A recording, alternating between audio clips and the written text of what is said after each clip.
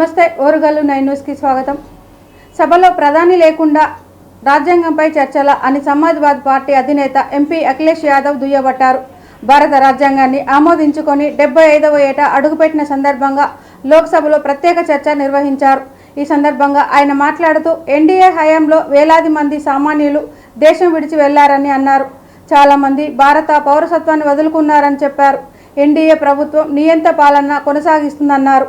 ఉత్తరప్రదేశ్ ఉప ఎన్నికల్లో ప్రజలు ఓటు వేయకుండా అడ్డంకులు సృష్టించిందని విమర్శించారు। మహిళలు పోలింగ్ కేంద్రాలకు వెళ్లకుండా పోలీసులు గన్నులతో బెదిరించారని అడ్డుకున్నారని చెప్పారు। అయినప్పటికీ ప్రాణాలకు తెగించి వారంతా పోలింగ్లో పాల్గొన్నారు అని లోక్సభకు వివరించారు అఖిలేష్ యాదవ్। नियम 371 के अधीन मामलों को सभा पटल जिन सदस्यों को नियम 371 के अधीन मामलों आज उठाने में अनुमति दी है उन्हें सभा पटल पर रखने के इच्छुक हैं वे 20 मिनट के अंदर अपने पाठ को व्यक्तिगत रूप से सभा पटल पर रख सकते हैं। आइटम नंबर 18 राष्ट्रपति के अभिभाषण पर धन्यवाद। यादव जी, राष्ट्रपति जी के भाषण बोलने का मौका दिया है। अध्यक्ष जी, जिन्होंने लोकतंत्र को एक तंत्र बनाने से रोका,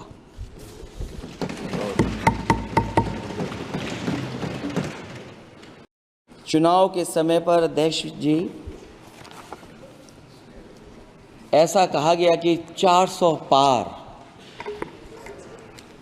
मैं समझदार जनता को फिर एक बार धन्यवाद दूंगा और मैं कुछ कहना चाहता हूं। हमने तोड़ दिया हुकूमत का गुरूर, दरबार तो लगा है पड़ा गमगीन में बेनूर है पर। अध्यक्ष महोदय, दरबार तो लगा है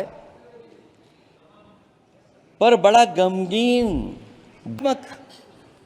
राजनीति पॉलिटिक्स जो पॉजिटिव है, पॉजिटिव पॉलिटिक्स की जीत हुई है। सबसे अच्छी बात हुई ये है कि इस चुनाव में सांप्रदायिक राजनीति हमेशा के लिए हार हो गई है।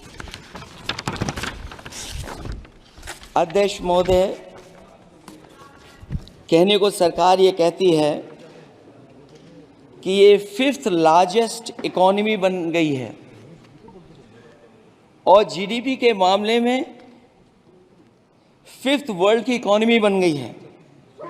लेकिन अध्यक्ष मोदी, ये सरकार क्यों छिपाती है कि अगर ये हमारी सबसे लार्जेस्ट इकोनॉमी, अगर हम 5वें नंबर पर हैं, तो हमारे देश की पर कैपिटा इनकम प्रति व्यक्ति आय हमारे किस स्थान पर पहुंची है कि व्यक्तिगत महत्व का विकास का ढिढोरा पीटने वाला, इसीलिए बहुमत की सरकार नहीं है, ये सहयोग से चलने वाली सरकार है। डबल इंजन के नाम पर उत्तर प्रदेश को टकराहट के सिवा कुछ हासिल नहीं हुआ है। उत्तर प्रदेश में प्रभुत्व की लड़ाई दो लोगों को आपस में लड़ा रही है, लेकिन उसकी मार जनता को सता रही है। पिछले मर्यादा के बाद संस्थाओं की किसी गांव की तस्वीर 10 साल में बदली होगी। సంధ్య థియేటర్ దగ్గర జరిగిన తొక్కిసలాట సంఘటనలో అరెస్ట్ అయిన నటుడు Allu Arjun Nampally court judicial remand విధించింది। అల్లు అర్జున్కు 14 రోజుల జ్యుడిషియల్ రిమాండ్ విధిస్తూ 13న న్యాయస్థానం ఉత్తర్వులు జారీ చేసింది। దీంతో పోలీసులు అల్లు అర్జున్ను హైదరాబాద్లోని చెంచల్గూడ జైలుకు తరలిస్తున్నారు। పోలీస్ స్టేషన్లో దాదాపు 2 గంటల పాటు బన్నీని విచారించి అతడి స్టేట్మెంట్ను రికార్డ్ చేశారు। పోలీసుల విచారణ అనంతరం వైద్య పరీక్షల నిమిత్తం బన్నీని గాంధీ ఆసుపత్రికి తరలించారు।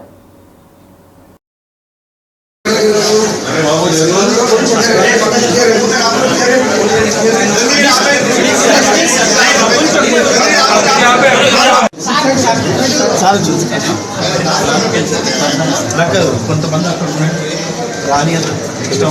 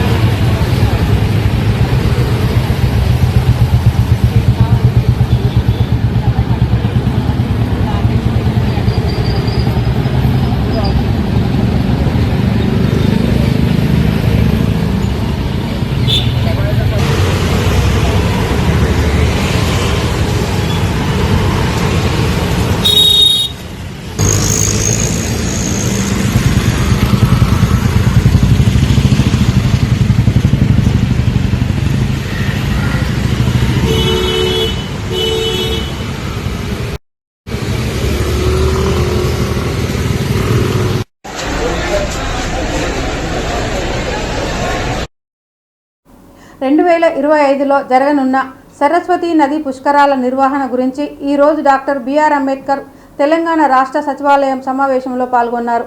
ఈ మీటింగ్లో దేవాదాయ శాఖ principal secretary Shailaja Ramayyar, commissioner Sridhar, Jayashankar, Bhupalpally జిల్లా collector Rahul Sharma, SP Kiran, Telangana tourism corporation MD Prakash Reddy, దేవాదాయ శాఖ RJC Ramakrishnarao, additional commissioner Krishnaveni, assistant commissioner Sunitha, conservation architect Suryanarayana తదితరులు పాల్గొన్నారు.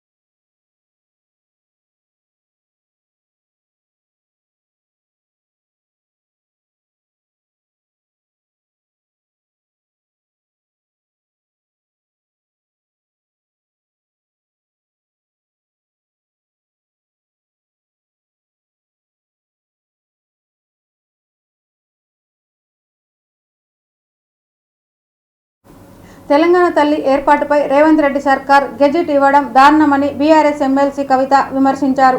దేశం కోసం ప్రాణత్యాగం చేసిన వారి విగ్రహాలు పెట్టుకుంటామని, జీవో ఇస్తేనే అవి పెడతామా అని ఆమె ప్రశ్నించారు. ప్రత్యేక రాష్ట్ర ఉద్యమంలో స్ఫూర్తి నింపిన తెలంగాణ తల్లి విగ్రహాలను బీఆర్ఎస్ హయాంలో ఏర్పాటు చేశామన్నారు. ప్రజలను అవమానించేలా తెలంగాణ తల్లి విగ్రహం ఏర్పాటుపై జీవో ఇచ్చారు. అధికారిక పార్టీది తెలంగాణ వాదం కాదని, కాంగ్రెస్ వాదమని అన్నారు. వాళ్లకు పార్టీ ప్రయోజనాలే తప్ప రాష్ట్ర ప్రయోజనాలు పట్టవని ఆమె అన్నారు. తెలంగాణ తల్లి చేతిలో బతుకమ్మ ఎందుకని ప్రశ్నిస్తున్నారు. ఇందిరాగాంధీ, సోనియా గాంధీ కూడా బతుకమ్మ ఆడారని ఆమె అన్నారు. బీఆర్ఎస్ హయాంలో దాన్ని రాష్ట్ర పండుగగా గుర్తించారని కవిత అన్నారు. ప్రజలకు తెలియజేసేందుకు తెలంగాణ జాగృతి ఆధ్వర్యంలో తెలంగాణ సోమాజిగూడ ప్రెస్ క్లబ్లో ఉదయం 11 గంటలకు ఒక రౌండ్ టేబుల్ సమావేశాన్ని ఏర్పాటు చేయడం జరిగింది. మరి ప్రధానంగా ఈ రౌండ్ టేబుల్లో చర్చించాల్సినటువంటి అంశాలు ఏందన్నది ప్రజలతో కూడా పంచుకొని రేపు వస్తున్నటువంటి అనేక మంది మేధావులు, ఇతర మిత్రులకు కూడా స్వాగతాన్ని తెలియజేస్తూ ఉన్నాము. ఇవాళ మీరు గమనించినట్టయితే ఉమ్మడి ఆంధ్రప్రదేశ్లో ఉన్నప్పుడు మన తెలంగాణ అస్తిత్వం మీద రకరకాలుగా దాడి జరిగేది. అది మన భాషను అవహేళన చేయడం కావచ్చు, మన యాసను అవహేళన చేయడం కావచ్చు, మన దగ్గర కవులు కళాకారులు లేదనడం కావచ్చు, లేకపోతే మన పాటలు కాకుండా మన పాటలను మరిపించేటటువంటి ఇంకొక పాటలను ప్రభుత్వ వేదికల మీద పాడించడం కావచ్చు, మన పండగలను అవహేళన చేయడం కావచ్చు, మన పండగలకు ప్రాధాన్యత ఇవ్వకపోవడం కావచ్చు, మన దగ్గర ఉండేటటువంటి గంగా జమున తహజీబ్ని అవమానించే విధంగా మాట్లాడడం కావచ్చు. ఇవన్నీ కూడా మనం ఉమ్మడి ఆంధ్రప్రదేశ్లో కాపాడుతూ రావడం జరిగింది. అంటే రమదాన్ పండుగ వచ్చింది, దానికి తోఫా ఇవ్వలేదు. బతుకమ్మ పండుగ వచ్చింది, మా ఆడబిడ్డలకు చీరలు ఇవ్వలేదు. రేపు క్రిస్మస్ వస్తుంది, మారుస్తామని చెప్పినారు. ఎట్లా మారుస్తారండి? ఎందుకు మాలు ఉన్నాయి? ఇవాళ చాలా పెద్ద ఎత్తున యువతంతా కూడా పెట్టుకుంటూ ఉంటారు కలిసి. ఎందుకోసం పెట్టుకుంటారు? ఎవరైనా జీవో ఇచ్చినని పెట్టుకుంటారా? మరి తెలంగాణ తల్లి విగ్రహాలు కూడా వేల సంఖ్యలో ఉన్నాయి. ఇవాళ ప్రతి గ్రామంలో ఉన్నాయి, ప్రతి చోట ఉన్నాయి. కొన్ని పెద్ద గ్రామాలలో అయితే 2-3 ఉన్నాయి. ఎందుకోసం పెట్టుకున్నాం? అవి ఆనాడు ఉద్యమంలో మాకు స్ఫూర్తి నింపినటువంటి తల్లి కాబట్టి, అమ్మ కాబట్టి పెట్టుకున్నాం. ఇక భరతమాత విగ్రహాలు ఉన్నాయి, లేవా? భరతమాత విగ్రహాలు ఉన్నా అంటే ఇవాళ కాంగ్రెస్ నాయకులు ఎట్లా మాట్లాడుతున్నారంటే, ఉమ్మడి ఆంధ్రప్రదేశ్లో సమైక్యాంధ్రాన్ని కోరుకునేటటువంటి కాంగ్రెస్ నాయకులు ఏదైతే ఆర్గ్యుమెంట్ తీసుకొచ్చిందో, లిఫ్ట్ ఇరిగేషన్ నుంచి రోజుకొక టీఎంసీ నీళ్ళని తీసుకుపోవచ్చని ఆదేశాలు ఇచ్చినటువంటి అధికారిని తీసుకుని శ్రీమతి ఇందిరాగాంధీ గారు. మరి తను బతుకమ్మ ఎత్తుకొని తెలంగాణ ప్రజలకు బతుకమ్మను శుభాకాంక్షలు చెప్పినటువంటి వ్యక్తి. తర్వాత శ్రీమతి సోనియా గాంధీ గారు, ఆవిడ బతుకమ్మ ఎత్తుకొని ఆమె తెలంగాణ ప్రజలందరూ కూడా బతుకమ్మ శుభాకాంక్షలు చెప్పారు. ఇది రాహుల్ గాంధీ గారు, కేసీ వేణుగోపాల్ గారు, జయరాం రమేష్ గారు అందరూ కలిసి కోలాటము బతుకమ్మ కలిపి ఆడుతున్నారు. పాపం అక్కడ కూడా మా బట్టెన్నను వెనక వరుసలు పెట్టిండ్రు. సామాజిక తెలంగాణలో బట్టెన్నను వెనక వరుసలు పెట్టి వీళ్ళ అగ్రనాయకులందరూ కలిసి బతుకమ్మ ఆడిండ్రు. గాను అవమానించే విధంగా మాట్లాడుతున్నటువంటి మీ వాళ్ళ మంత్రులు ఫోన్ చేసి బెదిరిస్తున్నారు. వాళ్ళ అవకాశం ఇచ్చారు. వీళ్ళ వేదిక మీద నుంచి చెప్పిన నేను అదే అంత భయం ఎందుకు? ప్రజల ఆమోదం ఉన్నటువంటి తెలంగాణకరం ఓపెన్గా ఉండాలి. ఇదే ఆటోషణం మా యొక్క అంశాలను మేము ఫర్దర్ కార్యాచరణ కూడా తప్పకుండా చేస్తాం. మేము బతుకమ్మను విశ్వవ్యాప్తం చేసేటటువంటి ప్రయత్నం చేసినాం. కానీ ఇవాళ కాంగ్రెస్ ప్రభుత్వం దాన్ని మరుగున పడేసేటటువంటి ప్రయత్నం చేస్తుంది. సో ఒక సంస్థ బతుకమ్మ కోసం కేసీఆర్ గారిది ఒక విశాల తత్వం, రేవంత్ రెడ్డి గారిది సంకుచితత్వం. రాజీవ్ గాంధీ గారితోనైతే ఏర్పడుతున్నారు. ఒక రకంగా చెప్పాలంటే అసహించుకుంటున్నారు. అల్లు అర్జున్ అరెస్టుపై తొక్కిసలాట సంఘటనలో మృతి చెందిన రేవతి భర్త భాస్కర్ స్పందించారు. ఈ సంఘటనలో అల్లు అర్జున్ తప్పు లేదని ఆయన అన్నారు. అల్లు అర్జున్ అరెస్టు విషయంపై తమకు పోలీసులు ఎలాంటి సమాచారం ఇవ్వలేదన్నారు. టీవీలో చూశానని, అవసరమైతే పెట్టిన కేసు ఉపసంహరించుకుంటానికి సిద్ధమని ఆయన అన్నారు. తన కుమారుడు శ్రీతేజ్ పుష్ప 2 సినిమా చూడాలని పట్టుబట్టడంతో భార్య పిల్లలతో కలిసి సంధ్య థియేటర్కు వెళ్ళినట్లు మృతురాలి భర్త మీడియాకు తెలిపారు. జరిగిన సంఘటనకు అల్లు అర్జున్కు రావడానికి సంబంధం లేదన్నారు. కేసు వాపస్ తీసుకోవడానికి తాను సిద్ధంగా ఉన్నానని వెల్లడించారు. మూవీ చూస్తా అంటే ఆ రోజు సంధ్యా థియేటర్లో మూవీకి తీసుకెళ్ళాను. మూవీ చూస్తా అంటేనే తీసుకెళ్ళాను. అక్కడ అల్లు అర్జున్ వచ్చినందుకు ఆయన తప్పేం లేదు. మేమేమైనా ఉంటే దానికి కేసు విత్డ్రా చేసుకోనికి రెడీ ఉన్నా. అది న్యూస్ కూడా నాకు పోలీస్ వాళ్ళు ఏమి ఇన్ఫామ్ చేయలేదు అరెస్ట్ చేస్తున్నట్టు. నేను ఇప్పుడు మొబైల్లో చూసిన, హాస్పిటల్లో ఉన్నప్పుడు మొబైల్ చూసిన ఇట్లా అల్లు అర్జున్ అరెస్ట్ అయ్యాడని. అల్లు అర్జున్కి అయితే ఏం సంబంధం లేదు వచ్చినందుకు. ఏమైనా ఉంటే నేను కేసు విత్డ్రా చేసుకోనికే రెడీ ఉన్నాను. నా కొడుకు మూవీ చూస్తా అంటే ఆ రోజు సంధ్యా థియేటర్లో మూవీకి తీసుకెళ్ళాను. మూవీ చూస్తా అంటేనే తీసుకెళ్ళాను. అక్కడ అల్లు అర్జున్ వచ్చినందుకు ఆయన తప్పేం లేదు. మేమేమైనా ఉంటే దానికి కేసు విత్డ్రా చేసుకోనికి రెడీ ఉన్నా. అది న్యూస్ కూడా నాకు పోలీస్ వాళ్ళు ఏమి ఇన్ఫామ్ చేయలేదు అరెస్ట్ చేస్తున్నట్టు. నేను ఇప్పుడు మొబైల్లో చూసిన, హాస్పిటల్లో ఉన్నప్పుడు మొబైల్ చూసిన ఇట్లా అల్లు అర్జున్ అరెస్ట్ అయ్యాడని. అల్లు అర్జున్కి అయితే ఏం సంబంధం లేదు వచ్చినందుకు. ఏమైనా ఉంటే నేను కేసు విత్డ్రా చేసుకోనికే రెడీ ఉన్నాను.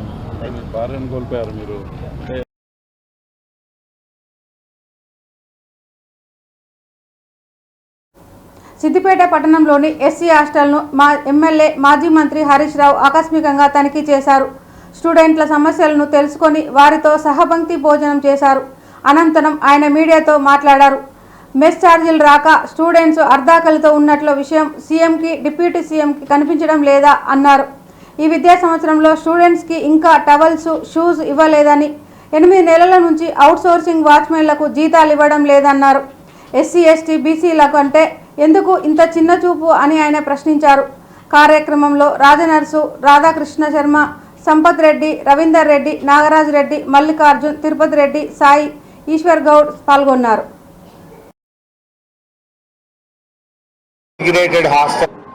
ఇంటిగ్రేటెడ్ హాస్టల్కు ఆకస్మిక తనిఖీకి వచ్చి పిల్లలతో పాటు కలిసి భోజనం చేయడం జరిగింది.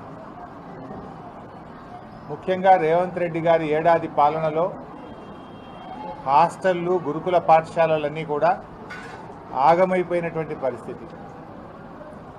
రేవంత్ రెడ్డి పాలనలో వేలాది మంది విద్యార్థులు ఆసుపత్రుల పాలయ్యారు.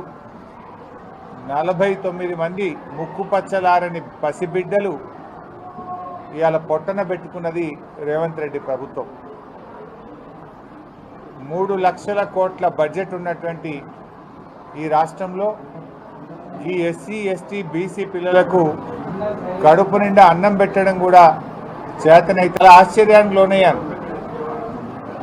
రేవంత్ రెడ్డి అసెంబ్లీలో మాట్లాడుతూ ఛార్జీలు చెల్లింపు జరగలేదు, ఏ రకంగా మెయింటైన్ అవుతుంది అని నేను అడుగుతా ఉన్నా రేవంత్ రెడ్డిని. నువ్వు పైగా ఏమంటున్నావు, ఏ స్కూళ్ళనన్నా ఏ హాస్టల్లోనన్నా అన్నం బాగలేకపోతే పిల్లలకు వాంతులైతే బయళ్ళు పెడితే ఆరోగ్యం దెబ్బతింటే హాస్టల్ వార్డెన్ల మీద యాక్షన్ తీసుకుంటా అంటావు, టీచర్ల మీద యాక్షన్ తీసుకుంటా అంటావు. హెడ్ మాస్టర్లను సస్పెండ్ చేస్తా అంటున్నావు. తప్పు నీది. పాపం శిక్ష మాత్రం ప్రారంభమైనప్పటి నుంచి ఇయ్యాలటి వరకు మెస్ బిల్లే రాలే. నువ్వు గతంలో ఒక్క హాస్టల్లో పెండింగ్ ఎందుకు ఉన్నాయి అంటే ఈ రకంగా రాష్ట్రంలో బాధలు చెప్తున్నారు పిల్లలు. పాపం ఇక్కడికి వస్తే బూట్లు రాలేదంటే షూస్ బిల్లులు ఇవ్వకుండా పిల్లలకు అర్ధాకలితో పిల్లల్ని గోస అవుట్ సోర్సింగ్ ఉద్యోగులకు కాస్మోటిక్ ఛార్జెస్ గురుకుల పాఠశాలల్లో ఎస్సీ గురుకుల పాఠశాలల్లో 6 నెలల నుంచి కాస్మోటిక్ ఛార్జెస్ రావడం లేదు. వాషింగ్ ఛార్జెస్ కూడా పిల్లలకు రావడం లేదు. ఇంద్రారెడ్డి గారు, మాజీ మంత్రి సత్యవతి రాథోడ్ ఎమ్మెల్సీ గారు తాండూరులో పిల్లలకు ఫుడ్ పాయిజన్ అయింది, ఆసుపత్రిలో ఆగమా. సబితా ఇంద్రారెడ్డి గారిని కూడా నువ్వు ప్లేట్ కానీ గ్లాస్ కానీ బాక్స్ కానీ స్వెటర్లు కానీ బ్లాంకెట్లు కానీ విడుదల చేయి. అవుట్ సోర్సింగ్ ఉద్యోగులకు వెంటనే వేతనాలు ఇవ్వు. చాలా చోట్ల కిరాయిలు రాలేదు. ఎస్సీ గురుకుల పాఠశాలలకు ఏడాదిగా ఇంతవరకు కిరాయిలు కూడా రాని పరిస్థితి ఉన్నది. వాటి కిరాయిలు వెంటనే చెల్లించండి. బుక్కడి అన్నం తిన్నావా? ఒక ఎస్సీ ఎస్టీ హాస్టల్కి పోయి పరామర్శించినవా? నీకు నడుపుతున్నాడు ఆయన. నీ బొమ్మ ప్రచారం కోసం 9 రోజులు తెగ ఉత్సవాలు జరిపినవు. కోట్ల రూపాయల డబ్బు ఉత్సవాల పేరిట వృధా చేసిండు. పెద్ద ఫ్లైట్లతో ఏందో ఫ్లైట్ షోనట, లేజర్ షోనట, రకరకాల షోలు పెట్టుకున్నాడు. షోలు బాగానే ఉన్నాయి కానీ ఆ పిల్లలకు కడుపు నిండి అన్నం పెట్టవా? ఆ బియ్యం చూసిన ముద్ద అవుతున్నది మొత్తం అన్నం. నేను ఇలా పిల్లలతో కలిసి అన్నం తిన్నా. అవన్నీ కొత్త బియ్యం. ఆనాడు కేసీఆర్ గారు మా గురుకుల పాఠశాలలు ఎస్టీ బీసీ పిల్లలంటే చిన్న చూపు చూస్తూ ఉన్నాం. వాళ్ళ ఉసురు పోసుకుంటున్నటువంటి పరిస్థితి ఉన్నది. ఇప్పటికైనా రేవంత్ రెడ్డి గారు, బట్టి విక్రమార్క గారు తక్షణమే ఈ హాస్టల్ మెస్ బిల్లు పిల్లలు కడుపు నిండి అన్నం తినలేకపోతున్నారని ఆ రేవంత్ రెడ్డికి అన్నం పెట్టేటువంటి వాళ్లకు కొంచెం అన్నం పెట్టుకుంటా రేవంత్ రెడ్డికి యాద్ చేయండి. అట్లనన్నా ఆ పిల్లలు ఎస్సీ ఎస్టీలు అనేది యాదికి వస్తారు. మెస్ బిల్లులు పెండింగ్లు ఉన్నాయి. రాను వస్తే నీకు తెలుస్తుంది.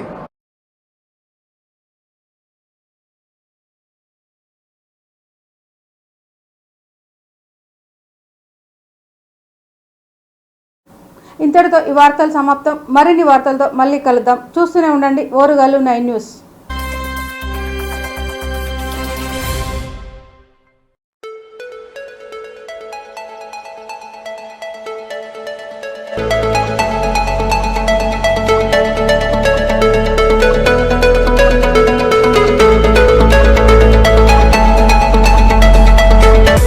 ఓరుగల్లు నగరానికి సమీపంలో హన్మకొండ జిల్లాకు కేవలం 20 కిలోమీటర్ల దూరంలో కమలాపూర్ మండలం కేంద్రంలోని అంబాల కమలాపూర్ కు మధ్యలో గూడూరు విలేజ్ సమీపంలో ఆహ్లాదకరమైన పచ్చని చెట్ల మధ్యలో ప్రకృతి అందాలతో పొలాల మధ్యలో మన విలేజ్ సాధన రిసార్ట్స్ మీకోసం ఏర్పాటు చేశాం.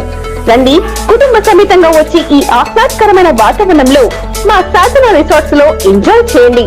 మంచి swimming pool, sound system, food supply, మీకు కావలసిన వసతులతో 4 ఏసీ కాటేజ్లతో ఆహ్లాదకరమైన ప్రదేశంగా తీర్చిదిద్దాం. వెంటనే రండి, బుక్ చేసుకోండి, సంప్రదించండి 9949122072 9494825960. ఇంకెందుకు ఆలస్యం, వాట్సాప్ ద్వారా కాల్ ద్వారా సంప్రదించండి. అతి తక్కువ ధరలతో మీ సాధన విలేజ్ రిసార్ట్స్ అందిస్తుంది.